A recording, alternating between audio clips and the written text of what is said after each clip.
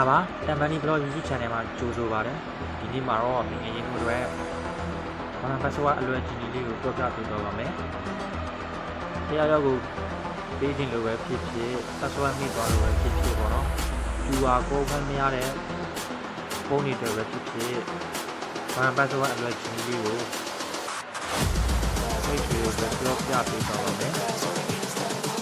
ဒီဝင်းစားတင်နေတာကျွန်တော်တို့စိတ်ဝမ်းနေထားပြီးဒီလိုမျိုးဒီပြည်ရအောင်ဘာလို့လဲနေပေါ်လေးကိုပုံစံလေးတာမနိုင်ရဝင်မယ်ဘာလဲဝင်ပြီးဒီပိုင်တဲဆိုရတာလို့ဒီကောင်လေးကိုတော့ပြောရတယ်ဘယ်လိုလဲတော့ခရမယ်တပည့်ရင်ခေါင်းမသွားနဲ့ခရိ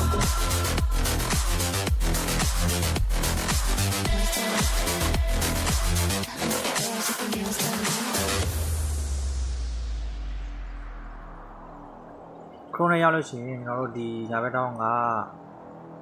ကင်မရာပုံစံလေးကိုနေမယ်ခုနကစပင်းဆိုင်ထားတဲ့ဥစ္စာလေးကိုနေမယ်